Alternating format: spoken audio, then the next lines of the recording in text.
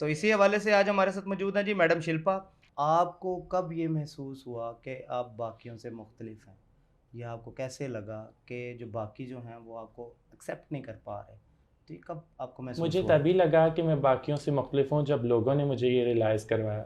Otherwise मुझे कभी भी नहीं लगा कि मैं मुख्तलिफ हूँ।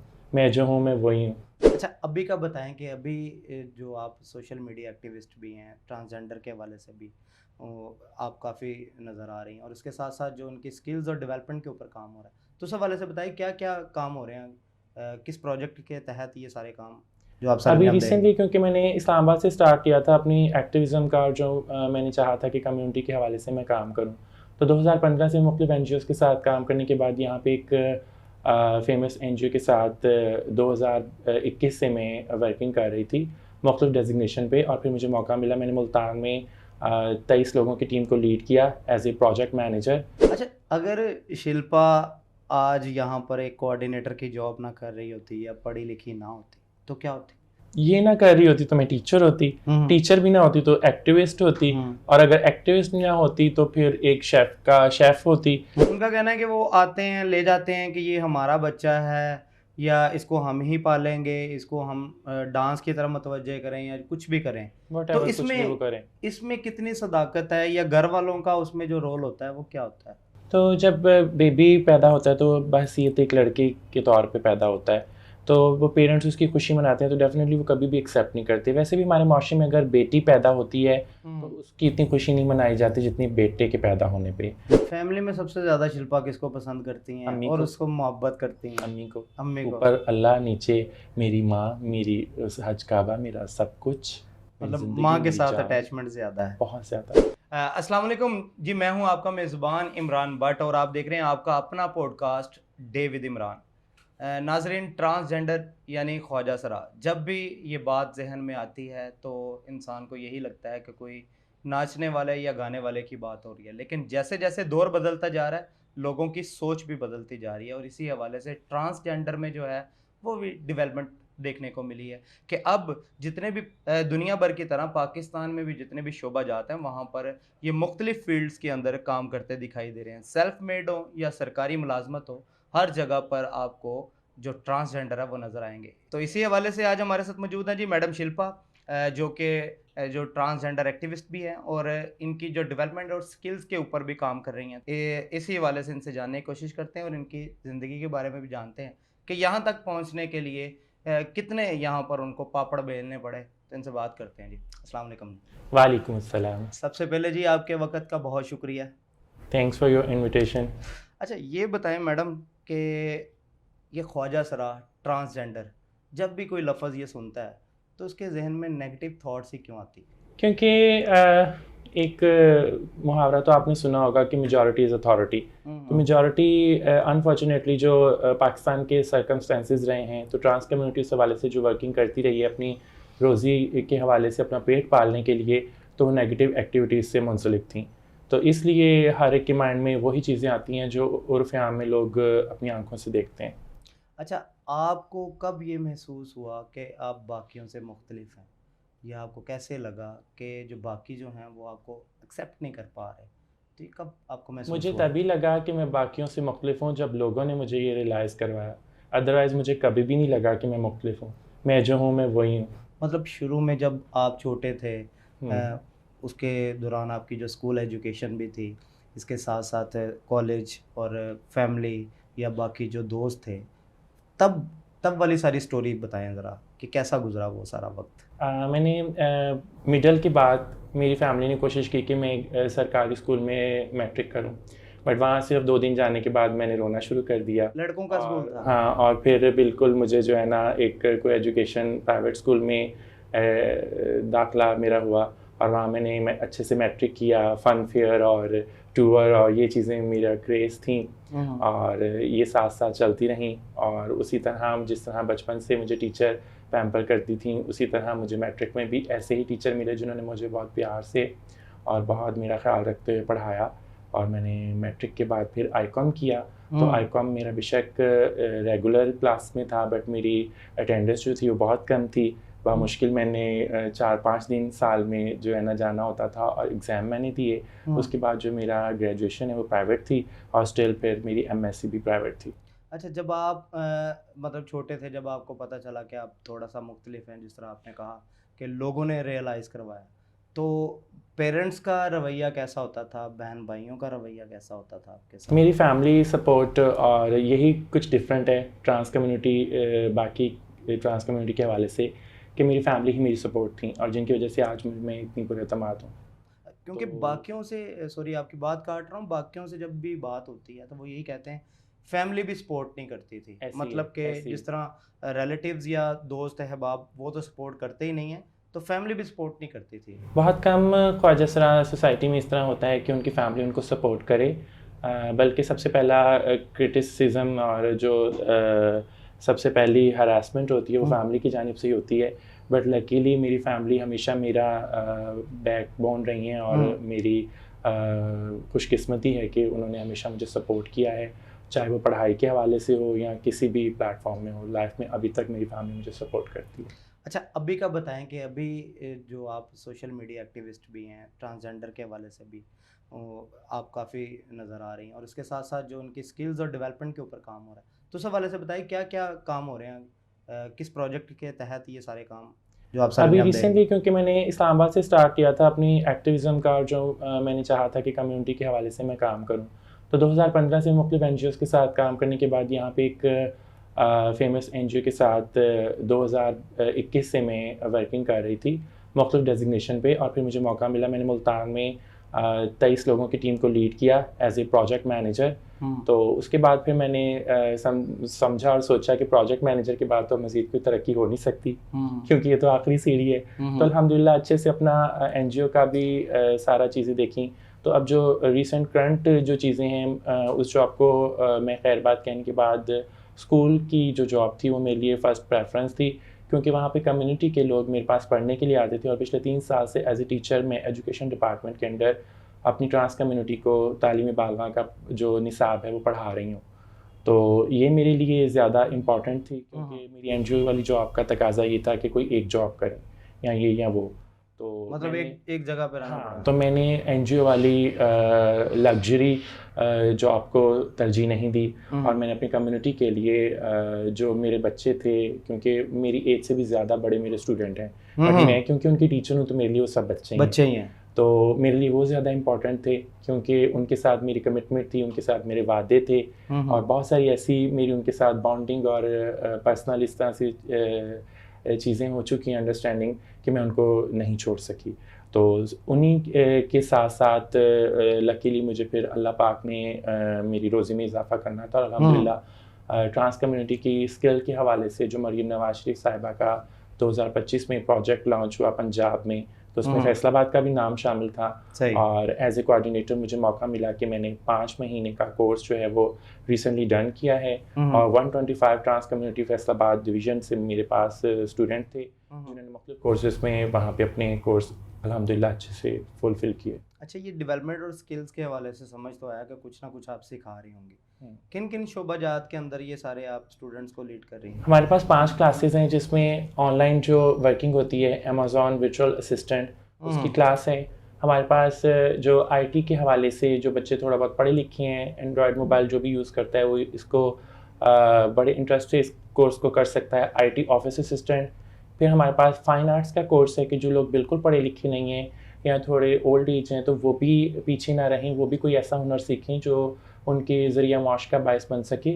और फ़ाइन आर्ट्स का कोर्स है। इसके साथ फिर जो 2 ऐसे कोर्सेज हैं जिनमें हमारी कम्युनिटी को बहुत ज़्यादा इंटरेस्ट होता है, ब्यूटिशन और स्टिचिंग में हमारे पास मुख्तलिफ फिर उसकी फील्ड हैं, फैशन डिज़ाइनिंग है, कटिंग है, और इसी तरह स्टिचिंग है। तो ये सारी क्लासेस हमारे मतलब इन्हीं को लेकर चल रहे हैं जो रोज़मर्रा की चीज़ें। जी। अच्छा, इसका मकसद मतलब क्या है आप? इसका मकसद ये है, मरीम नवाज शरीफ साहिबा का जो Punjab skill development fund PSDF का जो इदारा है, उनका कॉज ये है कि ट्रांस कम्युनिटी को भी इसका हिस्सा बनाया जाए, जिस तरह बाकी मेल और फीमेल को वो सपोर्ट करते हैं स्किल्स के हवाले से। और स्किल हासिल करने के बाद उन्होंने जो स्पेसिफिकली ट्रांसजेंडर के लिए जो बेनिफिट्स हैं अलहदा से रखे हैं, वो ये हैं कि आसान कर्जा जात उनको दिए जा रहे हैं बग़ैर सूद के, और वो इन पैसों को कर्जे के तौर पे लेके अपने छोटे कारोबार कर सकती हैं। इसके अलावा उनको जो भी वो कोर्स कर रही हैं उससे रिलेटेड उनको टूल किट दी जा रही है जो 60-70,000 की है, और इसके अलावा उनको स्टेपेंड दिया जाता था, जेब खर्ची 8,000। तो अल्हम्दुलिल्लाह ट्रांस कम्युनिटी बहुत अच्छे से खुशी खुशी उन्होंने ये चीज़ें की हैं। अच्छा, कैसा लग रहा है कि जिस तरह ट्रांस कम्युनिटी पहले सिर्फ नाम से ही होता था कि गाने के लिए, बजाने के लिए, किसी डांस वगैरह फंक्शन के हवाले से, लेकिन अब आप ही की तरह बहुत सारी कुछ डॉक्टर्स, कुछ एनजीओ में, कुछ और जगह पे परफॉर्म कर रही हैं, तो कैसा महसूस करते हैं या कम्युनिटी का क्या रिस्पॉन्स आ रहा है?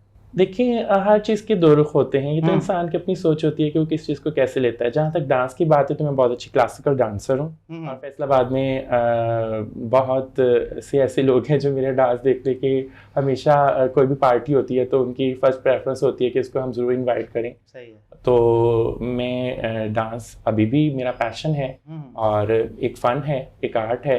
तो ये चीज़ें, हाँ, खुद से अगर इंसान नाचे तो वो ज़रा कंफर्टेबल होता है, अगर किसी के लिए नाचे तो मुश्किल हो जाता है। हाँ, यही मेरे कहने का मतलब था कि जिस तरह पाकिस्तान के अंदर रवायती तौर पर जो ट्रांसजेंडर की हवाले से जो सोच है हमारी कि ये सिर्फ इसी मकसद के लिए हैं, तो इसी वाले से मैंने आपसे क्वेश्चन किया था कि अब जो कम्युनिटी में चेंज आ रहा है, लोगों में, आपके लोगों में भी चेंज आ रहा है, लोग एक्सेप्ट भी कर रहे हैं आहिस्ता आहिस्ता से, कैसा लग रहा है आप? हाँ, अल्हम्दुलिल्लाह बहुत अच्छा लग रहा है और इसके पीछे बहुत सारी एफर्ट है। जो पंजाब लेजिस्लेशन का जो 2018 एक्ट था उसको पास करवाने वालों में से इस्लामाबाद में एक मैं थी एफर्ट करने वालों में, ठीक है। उसके बाद जो पंजाब लेजिस्लेशन दोबारा हुई, पंजाब का हवाले से जो ट्रांस एक्ट 2018 का बिल था उसकी लेजिस्लेशन में मैं थी लाहौर में, ठीक है। तो बहुत सारी ऐसी एफर्ट थी जिसका डेफिनेटली फल जब सामने नज़र आता है तो बहुत अच्छा लगता है। और अभी भी ये सब चीज़ें होने के बावजूद अभी भी इम्प्लीमेंटेशन बहुत सारी जगहों पे बहुत ज़्यादा पीछे है। तो मेरी ख्वाहिश यही होगी कि जिस तरह पंजाब में काम हो रहा है तो पाकिस्तान के दूसरे सूबों में स्पेशली बलूचिस्तान और KPK में भी ट्रांस कम्युनिटी के हवाले से बहुत सारा काम होना बाकी है, उनके डेवलपमेंट के हवाले से, ताकि लोगों में, सोसाइटी में ये अवेयरनेस आए कि जो रोज़ आप लोगों को न्यूज़ मिलती हैं हमें देखने के लिए कि फ़लाँ जगह पे ट्रांस ने खुदकुशी कर ली, फ़लाँ जगह पे ट्रांस का कत्ल हो गया, तो ये चीज़ें अभी भी हमारे लिए बहुत ज़्यादा तकलीफ़देह होती हैं। अच्छा, क्या वजह है कि मुआशरा जो है, कुछ अनासर उसके ऐसे हैं जो अभी भी आपको सही से एक्सेप्ट नहीं कर पा रहे, इसकी क्या वजह? देखिए, सोसाइटी में बहुत सारी ऐसी चीज़ें होती हैं जो मुआशरा एक्सेप्ट नहीं करता, क्योंकि हमारी जो पाकिस्तान में अनफॉर्चुनेटली सोसाइटी और मेल डोमिनेट सोसाइटी है। तो मुआशरे में मर्द अगर औरत को अपने साथ बैठा हुआ बराबर के हम मनसब पे, अपने बराबर के मनसब पे साथ बैठा हुआ बर्दाश्त नहीं कर सकता तो ट्रांसजेंडर को कैसे बर्दाश्त कर सकता है? लेकिन अभी भी जो ख़वातीन के हकूक़ हैं, ख़वातीन 8 मार्च से जो मेरा जिस्म मेरी मर्ज़ी, इनको कैसा देखती हैं आप?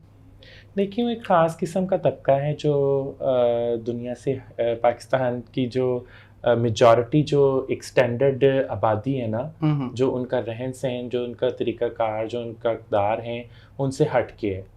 वो ओवरऑल जो तमाम आबादी है ख़वातीन की या उन लोगों की जो पिसा हुआ तबका कहलाते हैं, उनमें से वो कोई भी नहीं है। वो एक अलहदा से, वो एक अलग ही क्लास है, एक अलहदा क्लास है डेफिनेटली। और वो थोड़े से लोग हैं जो अपने ही चीज़ों को लेकर के बस वो मैं उस पर डिस्कस ही नहीं करना चाहती। क्या आपको लगता है कि वैसे जो उनकी डिमांड्स हैं कि पाकिस्तान में अभी भी वो पूरी नहीं हो रही, कि जितना भी देखने को मिलता है जो ख़ानदान सिस्टम है अभी भी पाकिस्तान के अंदर? उनकी बातों में कोई बात गलत नहीं है, जो मेरा सोच है उसके मुताबिक, लेकिन उसके प्रेजेंट करने का या उनका जो डिमांड का तरीक़ाकार है वो गलत है।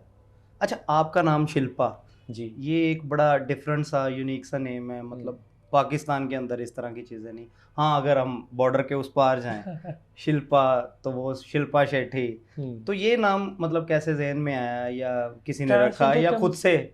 ट्रांसजेंडर कम्युनिटी में जब हम डांस फंक्शंस और इस तरह गुरु कल्चर से जब रिलेट होते हैं तो ये भी एक किस्म की शोबिस की दुनिया है, शोबिस की लाइफ है। और अब तो बहुत सारे ऐसे फेमस ट्रांसजेंडर्स हैं डांस इंडस्ट्री में जिन्होंने बहुत सारी एक्ट्रेसेस को भी पीछे छोड़ दिया है। जी, अभी है तो डेफिनेटली फिर इस चीज़ को देखते हुए मुझे कहने में कोई आर नहीं है कि एक शोबिस इंडस्ट्री है, तो यहाँ पे जब कोई भी सितारा चाहे वो हम्म। किसी भी लेवल का हो आता है तो उसका एक बाकायदा नाम रखा जाता है जो शोबिस के किसी भी फेमस स्टार से उसकी रिजेम्बलेंस होती है तो उसके नाम पे होता है। तो जब मैं इस फील्ड में आई तो एक गुरु थी इस्लामाबाद में, उन्होंने जब मुझे देखा तो उन्होंने देखते ही मुझे कह दिया ये तो शिल्पा है। शिल्पा। और वो कराची वाली उनकी लैंग्वेज थी, वो पान वो खाती थी। अच्छा। तो जब उन्होंने कहा तो बहुत ही वो मज़े वाला था, अल्लाह उनको गरीब की रहमत करे। तो उन्होंने कहा कि पतली कमर, बड़ी बड़ी आंखें और ये लंबा कद। लंबा कद, तो ये शिल्पा है। एक्चुअल नाम अब मेरा, क्योंकि मेरी पहचान ही शिल्पा से है तो मैं इसी को ही एक्चुअल नाम समझती हूँ और इसी में कंफर्ट फील करती हूँ। नहीं वो तो आपकी बात ठीक है। अगर हम पहले की बात करें कि आपका पहले क्या नाम होता था? जो ट्रांस होती है उसका CNIC जो है वो डेफिनेटली उसके पेरेंट्स नेम जो है वो और होता है और उसका जो पहचान वो ट्रांसजेंडर जो होती है वो और होता है। तो फिलहाल मेरा नाम शिल्पा है, यहाँ मुझे सनम कह सकते हैं। अच्छा, मतलब आप इसी पे कंफर्ट है। हाँ। अच्छा ये बताएं फिर शिल्पा या सनम कि ये जो आपकी जो जिंदगी में जिस तरह आपने बताया कि गुरु है, ये जो गुरु सिस्टम होता है मतलब आपकी फील्ड के अंदर ये कितना ज़रूरी है, ये किस मकसद के लिए होता है? बहुत अच्छा सवाल किया। इस सवाल के अंदर बहुत सारे ऐसे सवाल हो सकते हैं जो कि शायद आप किसी भी ट्रांसजेंडर से करें तो उनका जवाब वैसे ना मिले। बहरहाल क्योंकि मेरी एजुकेशन मुझे बहुत सारी ऐसी चीज़ें सिखाती है जो कि गुलामी पसंद नहीं करती, जो ऐसे कल्चर को नहीं मानती जिसकी रवायात इंसानी अक़दार के मनाफी हों। तो गुरु कल्चर, बस ये गुरु लफ्ज़ जो है ना वो एक्चुअली ज़िंदगी के गुर सिखाने वाला, लेकिन ज़िंदगी के गुर मेजॉरिटी गुरु जो है ना वही सिखाते हैं जो सोर्स ऑफ इनकम वो खुद कर रहे होते हैं। तो ज़िंदगी के गुर क्या सिखाने हैं कि नाच लो, सेक्स वर्किंग कर लो, बेगिंग कर लो। तो मैं इन चीज़ों को अगर माँ बाप की जगह पे गुरु होते हैं तो माँ बाप तो किसी भी अपने बच्चे को इन चीज़ों की तरफ नहीं लगाते। तो कहते हैं कि अगर तुम्हारी पढ़ाई की उम्र है तो तुम पढ़ो, अगर तुम्हारी कमाने की उम्र है तो तुम कमाओ, रिज़्क़ हलाल कमाओ। बिल्कुल ऐसे ही है। ठीक है। तो ये बहुत सारी चीज़ें ऐसी हैं जो फिर अब मैं कहूँगी तो बहुत सारे लोग नाराज़ हो जाएंगे। तो नहीं, हमने लोगों को नाराज़ नहीं करना है, मेरी कम्युनिटी के लोग। जी मैं समझ गया कि जो आपको देखने वाले हैं, जो आपको फॉलो भी करते हैं, आपको रोल मॉडल भी मानते हैं, तो फिर उनको नाराज़ तो नहीं करना जी। अच्छा, अगर शिल्पा आज यहाँ पर एक कोऑर्डिनेटर की जॉब ना कर रही होती या पढ़ी लिखी ना होती तो क्या होती? ये ना कर रही होती तो मैं टीचर होती, टीचर भी ना होती तो एक्टिविस्ट होती, और अगर एक्टिविस्ट ना होती तो फिर एक शेफ होती, और शेफ भी ना होती तो ये सारी स्ट्रगल के बाद पीछे जो एक प्रोफेशनल लाइफ जब मैंने स्टार्ट की थी तो फिर मैं डांस ही कर रही होती। अच्छा, हर बंदे की ज़िंदगी का एक मकसद होता है जी। आपने भी अपनी ज़िंदगी में कोई मकसद बनाया, आपकी ज़िंदगी का क्या मकसद?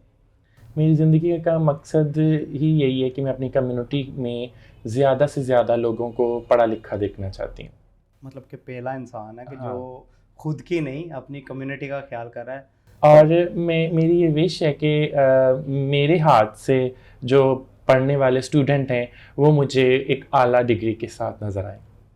ये वैसे बड़ी अच्छी बात है क्योंकि आजकल लोगों में जिस तरह से नफसा नफसी है, हर बंदा अपने आप को एक अच्छे मुकाम पर देखना चाहता है। कि मैंने ज़बरदस्ती अपनी मैं भी गुरु हूँ, मेरे भी चेले हैं, बिल्कुल, वो जितने भी हैं वो अपनी रजामंदी से ज़बरदस्ती मेरे चेले हुए हैं। मैंने किसी को फोर्स नहीं किया, कभी किसी से कोई ज़ोर ज़बरदस्ती नहीं की, कभी किसी को कोई जुर्माना, कोई इवन कि ईद पे ईदी भी मैं उनसे नहीं लेती। अच्छा। कहती हूँ कि अल्हम्दुलिल्लाह मैं खुद कमा रही हूँ, मेरे हाथ पाँव सलामत हैं, अगर कभी तुम्हें कोई ज़रूरत पड़े या कोई ऐसा मुश्किल वक्त आए तो मैं हाजिर हूँ तुम्हारी बैकबोन पे, और आप बस अपना कमाओ और अपना खाओ और खुश रहो। तो वो जो चेले हैं उनको मैंने ज़बरदस्ती उनका एडमिशन भी करवाया, इवन कि ओपन यूनिवर्सिटी में जाके मैट्रिक में। ये अलग बात है कि उनमें से एक ने तो उसको इम्तिहानात दिए और पास भी हो गई, दूसरी जो है वो इम्तिहानात से उठ के आ गई। ठीक है। तो खैर मैंने अपनी फुलफिल एफर्ट दी है एज ए गुरु, जो मेरा फ़र्ज़ बनता था कि मैं उनको पढ़ाई की तरफ लेके आऊँ, नौकरी की तरफ लेके आऊँ, और मेरी सोसाइटी और माशरा इस बात का गवाह है कि जितने भी मेरे चेले हैं मैंने उनको हमेशा एक पॉजिटिव मॉरल सपोर्ट दी है। अच्छा, अभी आपने बताया ना गुरु हैं, आप भी गुरु, ये जिस तरह उस्ताद शागिर्द ये बिल्कुल वैसा ही रिलेशन है जी। तो इसमें मतलब ये जिस तरह आप कह रहे हैं कि चीज़ें देते हैं लेते हैं, इसका क्या फंक्शन है कि ये मोहब्बत के लिए होता है या बिल्कुल एक एहतराम कह लें, एक मोहब्बत कह लें कि जब भी किसी से नाता जुड़ता है तो हम जब हमारा कोई नया रिश्ता बनता है अपने माँ बाप के अलावा, तो उनको भी तो हम प्रेजेंट देते हाँ, हैं, गिफ्ट देते हैं, गिफ्ट एक्सचेंज देते करते हैं। हैं। स्पेशली जब ईद या कोई ऐसा हाँ इवेंट जी। होता है, त्यौहार होता है, तो हम उनको विश करते हैं, उनको देते हैं। तो बीइंगा गुरु, अगर गुरु के कुछ फ़राइज़ हैं तो चेलों के भी औलाद होने के नाते, औलाद की जगह है फिर वो, तो उनके भी फ़राइज़ हैं कि वो ज़ाहिर है अगर ज़्यादा नहीं तो ईद शब रात पे ही अपने गुरु को कोई विश या इस तरह की चीज़ करें। तो मैं वो भी इवन कि उनसे लेने की नहीं, मतलब मेरा रज़ामंदी नहीं है मेरी, मैं रज़ामंद नहीं होती, मेंटली प्रिपेयर नहीं होती कि मैं उनसे कोई भी चीज़ लूँ, तो बस। अच्छा, एक चीज़ बताएं जो बड़ा कॉमन आजकल जो हमारी आम आवाम के अंदर पाया जाता है कि जब भी किसी घर में कोई ट्रांसजेंडर होता है, शुरू में ज़ाहिर बात है पता नहीं चलता, फिर आहिस्ता आहिस्ता जब ट्रांसफॉर्मेशन आती है उसके अंदर, फिर चीज़ों का पता चलता है, तो जो गुरु होते हैं वो उनको घरों से ले जाते हैं। नहीं, नहीं नहीं, मतलब हाँ, ये हमारी कम्युनिटी का मैं बता रहा हूँ कि जो सोसाइटी का जो पर्सपेक्टिव है, उनका कहना है कि वो आते हैं, ले जाते हैं कि ये हमारा बच्चा है या इसको हम ही पालेंगे, इसको हम डांस की तरफ मुतवज्जे करें या कुछ भी करें। तो व्हाटएवर कुछ भी वो करें। इसमें कितनी सदाकत है या घर वालों का उसमें जो रोल होता है वो क्या होता है? तो जब बेबी पैदा होता है तो बस ये तो एक लड़की के तौर पे पैदा होता है, तो वो पेरेंट्स उसकी खुशी मनाते हैं, तो डेफिनेटली वो कभी भी एक्सेप्ट नहीं करते। वैसे भी हमारे माशरे में अगर बेटी पैदा होती है तो उसकी इतनी खुशी नहीं मनाई जाती जितनी बेटे के पैदा होने पे। और जब बेटी साइकिल चलाती है, लड़कों वाले कपड़े पहनती है, तो बाप खुशी से कहता है, ओए मेरा पुत्र, मेरा शेर पुत्र, मेरी बाएं, मेरा बाजू बनेगा।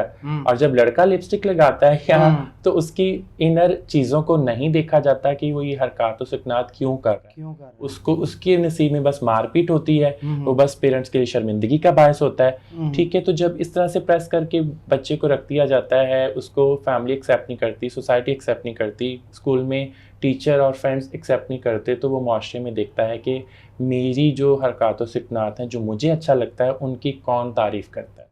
तो उसकी तारीफ वही लोग करते हैं जो उस माशरे में कहीं ना कहीं एग्जिस्ट कर रहे होते हैं, जो उसके जैसे होते हैं। जब वो उसको कहते हैं, हाय मैं सदके जावा तीन ते दुपट्टा बड़ा सोहना लगन दिया, तो वो ऑटोमेटिकली जहाँ पे उसकी तारीफ की जा रही होती है, वो आहिस्ता आहिस्ता उनसे मेल मिलाप रखना शुरू कर देता है, उनकी तरफ जुड़ना शुरू कर देता है और उस कम्युनिटी का हिस्सा बन जाता है। कभी भी पूरे पाकिस्तान में, क्या पूरी कायनात में कहीं भी इस तरह से नहीं हुआ कि अपनी सगी औलाद कोई भी और आके उससे छीनने का दावा करे या कोई भी ऐसी जेंडर का दावा करके उनको कहे कि नहीं ये हमारा है तो हमें दे दो। ये सारी मिथ्स हैं।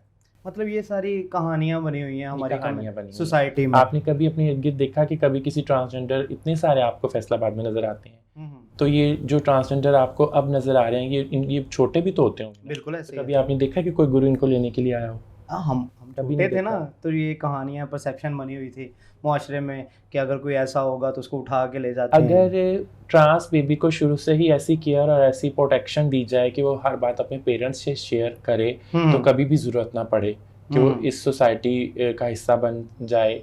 या फर्स्ट ऑफ ऑल तो आपको अपने ट्रांस बेबी के माइंड सेट के हवाले से देखना चाहिए कि अगर उसको मेंटली साइकाइट्रिस्ट की ज़रूरत है तो उसको साइकाइट्रिस्ट को दिखाया जाए, अगर उसको फिजिकली कोई प्रॉब्लम है तो उसको फिजिकली मुआयना करवाया जाए। उसके बाद भी अगर कोई प्रॉब्लम है तो डेफिनेटली जब वो बच्चा बालिग होने के बाद खुद आपको बताएगा कि एक्चुअली में वो एक मेल है या वो कुछ अपनी हटके है। हाँ, फिजिक्स से ये हर इंसान खुद डिसाइड करेगा ना। लेकिन हमारी सोसाइटी का क्या एक सीन है, स्टिग्मा है कि वो फौरन अगले इंसान के कपड़ों में झांकने की कोशिश करते हैं। ठीक है, तो ये चीज़ जब हम सोचनी छोड़ देंगे तो हमें खुद से रियलाइज़ होगा कि जब मैं अपनी जिस्म को खुद जज करके खुद अपनी मूँछों को ताव दे के बताता हूँ कि मैं मर्द हूँ, या मैं दुपट्टा लेके अपने जिस्म को कवर करके और अपनी नाजुकी और नज़ाकत से बताती हूँ कि मैं लड़की हूँ, तो एक ट्रांस बेबी का भी इस माशरे में एग्जिस्ट करते हुए हक है कि वो खुद बताएगा कि मेरे जिस्म, मेरे कपड़ों के अंदर जो चीज़ है, जो मेरी इनर सोल जो मेरी शनाख्त है वो क्या है और मैंने उसको कैसे प्रेजेंट करना है। मतलब ये राइट्स होने चाहिए आपके कहने का मतलब? ये राइट्स हैं, ये अल्लाह ने दिए हैं हर इंसान को, और हर इंसान का बाखूबी इस्तेमाल भी कर रहा है। लेकिन जब ट्रांसजेंडर करता है तो हर एक कोई उंगली उठाता है। हाँ जी। अच्छा, चलें इसमें बात करते हैं जी, ख्वाहिशों पे आते हैं कि इंसान की बहुत सारी ख्वाहिशात होती हैं, ज़रूरी नहीं वो पूरी हो। कोई ऐसी अभी तक ख्वाहिश जिसकी तमन्ना हो और वो अभी तक पूरी ना हुई हो? डेफिनेटली ख्वाहिश की जब बात की है तो बीइंग अ मुस्लिम अल्हम्दुलिल्लाह मेरी यही ख्वाहिश है कि मैं हज व ज़ियारत करूं और इंशाल्लाह ताला मुझे अपने अल्लाह पे यकीन है कि मैंने जब भी कोई चीज़ अपने दिल में सोची है या ख्वाहिश की है तो मेरे अल्लाह ने ज़रूर पूरी की और इंशाल्लाह ये भी पूरी होगी। ये डांस के अलावा आपके क्या शौक हैं? इसके अलावा क्या-क्या चीज़ें पसंद हैं? मुझे स्विमिंग बहुत पसंद है। अगर थोड़ा-सा हम शोबिज़ पे बात करें, आजकल जिस तरह पाकिस्तानी ड्रामे वो पाक व हिंद दोनों में देखे जाते हैं। मतलब हालाँकि उनके जो ड्रामे होते हैं दूसरी साइड के वो बहुत ज़्यादा बोरिंग, लेकिन वो हमारे ड्रामों को पसंद करते हैं। तो आपको लगता है कि जो पाकिस्तानी ड्रामा इंडस्ट्री है, वो बेहतर हो रही है या अभी भी वो पुराने ही जो सोच है उसी पे ही चल रही है, या क्या कहेंगे इस बारे में? पाकिस्तानी ड्रामा इंडस्ट्री मेरे ख्याल में इंडियन ड्रामा इंडस्ट्री से भी बहुत आगे है और बहुत अच्छे और बामकसद सबक आमूज़ ड्रामे बना रहे हैं। हालांकि मुझे ड्रामे देखे हुए काफ़ी टाइम हो चुका है, टाइम नहीं मिला, तो फिल्म इंडस्ट्री बहुत पीछे है अभी भी स्टिल, तो ड्रामा इंडस्ट्री तो बहुत आगे है। कोई एक्ट्रेस या एक्टर पसंद है आपको? मुझे एक्टर एक्ट्रेस की निस्बत जिनके डांस को देखकर मैं इंस्पायर हुई और अभी तक मेरे दिमाग में जिनका डांस और जिनकी एक्टिंग रहती है उनमें definitely one of the famous dancer of Pakistan film industry Anjuman ji, ठीक है, और लोग उनके उनके फिज़िक को लेकर के वो भारी भरकम हैं, लेकिन जिस तरह से इतनी ज़्यादा फिज़िक के बावजूद जिस तरह से उनके फेस एक्सप्रेशन और जिस टाइप का वो डांस करती थी, कोई भी मंझा हुआ डांसर जो है उनके डांस को देखेगा तो उनके मुकाबिल किसी को भी नहीं रखेगा। ये हैं अंजुमन जी और रीमा डेफिनेटली, और उधर बॉलीवुड में माधुरी और रीमा का कोई ऐसा गाना नहीं जो मैंने लाइफ में किया ना हो, ठीक है। तो अब एक्टर की बात करते हैं, तो एक्टर कौन सा पसंद है? एक्टर बताना अगर ज़रूरी है तो एक्टर में जो इंडियन इंडस्ट्री है उसमें मुझे रेखा की एक्टिंग बहुत ज़्यादा पसंद थी और दूसरा उर्मिला, ठीक है। आर्ट मूवीज़ मुझे पसंद हैं और मैं कुछ हट के मेरी चॉइस होती है हमेशा। और पाकिस्तान में अगर देखा जाए तो पाकिस्तान में सवेरा नदीम की एक्टिंग मुझे बहुत इंस्पायर करती थी। सही है। अच्छा, अगर आपके दोस्तों की बात करें, आपके साथ रवाबित होंगे, कोई ऐसा दोस्त ज़िंदगी में जो आपको एक बार फ़ोन करे और आप फ़ौरन ही उसका काम करने निकल पड़ो, सारे काम छोड़ के, कोई इस तरह का है ज़िंदगी में? हमेशा क्विक रिस्पॉन्स देती हूँ, चाहे रात का भी टाइम हो, मैं सो ना रही हूँ तो जैसे ही आँख खुलती है मोबाइल पे जितने मैसेजेस आए होते हैं चाहे वो किसी के भी हों, मैं रिस्पॉन्स करती हूँ, ठीक है। और यही मेरी कामयाबी का राज है, जिसकी वजह से कम्युनिटी भी मुझसे जुड़ी हुई है। दोस्त क्या, कोई दुश्मन भी होते मैं उसके मैसेज का जवाब फौरी ज़रूर देती हूँ। फैमिली में सबसे ज़्यादा शिल्पा किसको पसंद करती हैं अम्मी और को। उसको मोहब्बत करती हैं? अम्मी को। अम्मी को। ऊपर अल्लाह, नीचे मेरी माँ, मेरी हज काबा, मेरा सब कुछ, मतलब माँ के साथ अटैचमेंट ज़्यादा है? बहुत ज़्यादा। अच्छा, अभी जो फ्यूचर में आपका जो यहाँ पर एक्टिविस्ट के हवाले से आपने पहले बताया कि आप नया प्रोजेक्ट शुरू करने जा रही हैं, कि जिस तरह डेवलपमेंट एंड स्किल्स का, कहाँ पे ये प्रोजेक्ट्स होंगे और किस तरह के जो लोग हैं वो आपके साथ जुड़ सकते हैं? क्योंकि अभी जैसे आपने बताया कि वहाँ पर बहुत सारे जो लोग हैं वो पहले ऑलरेडी जॉब्स कर रहे हैं कहीं पे, कोई पुलिस में है, कोई किसी महकमे में है, और वो आपके साथ सिर्फ स्किल्स वगैरह सीखने आते हैं। तो मज़ीद जो ट्रांसजेंडर आपके साथ जुड़ना चाहते हैं तो उनके लिए क्या स्कोप है आपके पास? डेफिनेटली जो ट्रांसजेंडर कम्युनिटी में पढ़े लिखे लोग हैं जो कहीं जॉब भी कर रहे हैं तो उनकी अपनी जॉब के साथ ऑनलाइन जो वर्किंग होती है अमेज़ॉन वर्चुअल असिस्टेंट का कोर्स करके उसमें वो मज़ीद अपनी सोर्स ऑफ इनकम में इजाफा कर सकते हैं। इसके अलावा IT ऑफिस असिस्टेंट का जो कोर्स है वो भी डेफिनेटली जो जॉब होल्डर्स हैं या जॉब होल्डर्स नहीं भी हैं, जो पढ़े लिखे स्टूडेंट ट्रांसजेंडर्स हैं, उनके लिए बहुत बेनिफिट है इसमें। और जो पढ़े लिखे नहीं हैं उनके लिए भी हमेशा मुझसे यही सवाल होता है कम्युनिटी का, यार हम तो पढ़े लिखे नहीं हैं, तो फिर मैं उनको कहती हूँ कि आपके लिए फ़ाइन आर्ट्स का कोर्स है। अड्डे का काम जो होता है वो दुबके और वो जो टिपिकल होता है काम कोरे का, तो उस हवाले से हम क्लास स्टार्ट करने की कोशिश कर रहे हैं और बहुत सारी ऐसी क्लासेस हैं। ये डिपेंड करता है हमारे एटमॉस्फेयर पे, जो हमारे सर्कमस्टेंसेस में होता है कि लोगों का रुझान ज़्यादा किस तरफ है। तो डेफिनेटली ट्रांस कम्युनिटी का रुझान फैशन डिज़ाइनिंग और ब्यूटिशियन की तरफ ज़्यादा होता है, तो ये 2 क्लासें तो मस्ट होती हैं। तो बस इस हवाले से है। बाकी बैच 2 हमारा सितंबर में स्टार्ट हो रहा है और पंजाब के मुख्तलिफ शहरों में ऑलरेडी PSTF के अंडर ये काम चल रहा है। और हमारा कोशिश है कि फैसलाबाद के नज़दीकी जो शहर है वहाँ पे भी हम सितंबर में फैसलाबाद बैच 2 के साथ साथ वहाँ भी बैच 1 का स्टार्ट करें। अब आपको कैसा लगा वैसे इस शो पे आके? हाँ, मुझे बहुत अच्छा लगा, डेफिनेटली अच्छा लगा। चलो जी, बहुत शुक्रिया जी आपके टाइम का। Thank you. जी नाजरीन, ये हमारे साथ थी मैडम शिल्पा।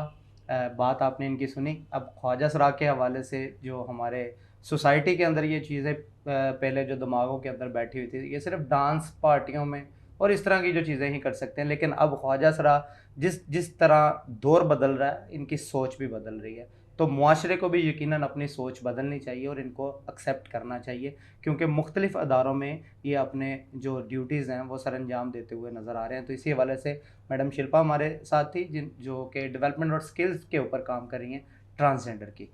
तो ये आज की वीडियो थी। उम्मीद करते हैं आपको हमारा ये पॉडकास्ट है वो पसंद आया होगा। मज़ीद अगले पॉडकास्ट में एक नए गेस्ट के साथ आपके साथ दोबारा मुलाकात होगी। तब तक अपना बहुत सारा ख्याल रखिएगा। इसी के साथ अपने मेज़बान इमरान भट्ट को दीजिए इजाज़त। इंशाल्लाह फिर मुलाकात होगी। अल्लाह ने के बाद।